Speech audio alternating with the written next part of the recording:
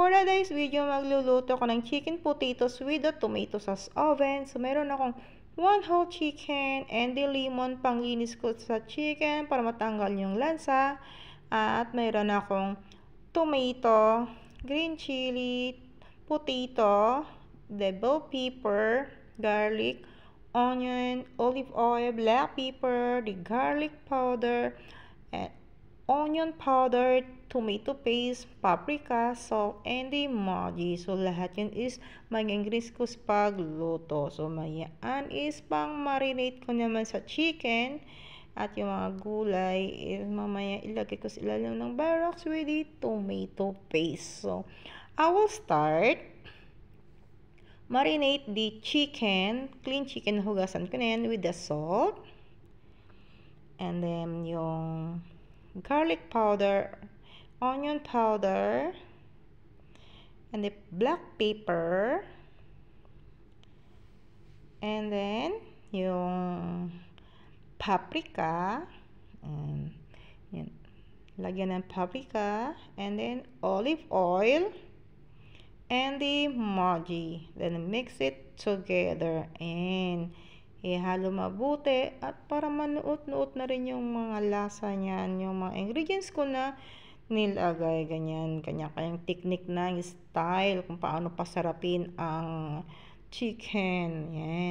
Yan muna ang ginawa ko, and then set aside at ihanda yung mga gulay slice at saka gawa rin ako ng sauce, kalahating tomato paste lang nilagay ko.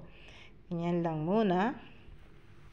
And then the black pepper, salt, and then an olive oil, at saka hot water. Kalahati lang yan. Yung tama lang panglagay ko dyan sa sauce ko sa chicken, and the Maggi powder. Then mix it together. Tamang tansya lang ako. Magaling akong tumansya.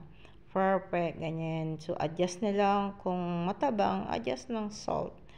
And then, ilagay ko na rin yung slice na potato, yung onion, yung bell pepper, tsaka yung tomato, and yung green chili. So, unang isa sa lansan is yung potato. And guys, so kinulang ako sa ingredients dati ko.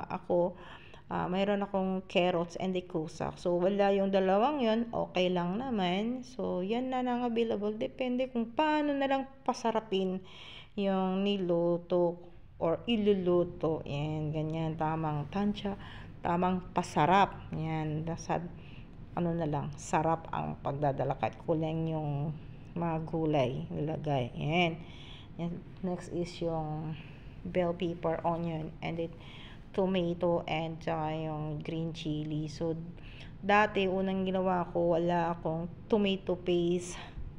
Ganyan lang na plain. Yan lang, ganyan.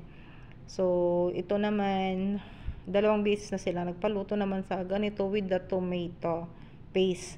So, tomato paste naman yung pinagawa sa akin, yung request nila. So, pangalawang beses kong gawa with tomato paste. At before, 2 beses na rin akong gawa ng without tomato paste. So, nasasarapan sila sa ganitong style. Yan. Then, sa ibabaw is yung minarinate ko na chicken. Yan. So, half lang nilagay ko kasi nag-request din sila ng chicken matchbush. And then, nilagay ko na rin yung ginawa kong sauce niya na tomato paste. Ayan, ganyan. Nilagay na natin lahat. At saka, naglagay ako yung powder nito. Mabango, masarap siya. Hindi ko lang pangalan yan. Arabic kasi yung sulat eh. Yan yung isa rin na nagdadala ng sarap at bango niya. So, hindi ko na tinakpan ng aluminum foil kasi gusto kong i-monitor yung chicken ko. Pinsan kasi binabaliktad ko para makita kung magiging golden brown. Tama lang. So, lagay ko na yun up and down. And then, yung niya is 100 minutes. Ayan. At saka, lalagay ko rin yung 250 yung init niya para mabilis na rin at tama. Kuha yung tamang luto. Iwan saglit. And then, ayan, pagkatapos 100 minutes, okay na, ganyan na, guys. Minonitor ko talaga. As in, tinitignan ko siya. Ayan, ganyan lang. Tama lang yung luto niya. Kasi binabaliktad ko dyan sa ibabaw, sa ilalim. Ganyan lang. O, diba guys? Napakasarap. Tikman ko, kuha ko ng isang slice lang. Tikman. Bakit lagi sila nagpapagawa sa akin? Lagi sila nagre-request. Tikman ko nga. Kasi lahat halos ng mga niluluto ko, hindi ko na tinitikman. So, ngayon, to. Nagluto ako.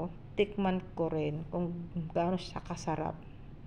Ayan lang, guys. Napakasimple ang pagluto nito. Yan, ganyan lang. Thank you for watching, everyone.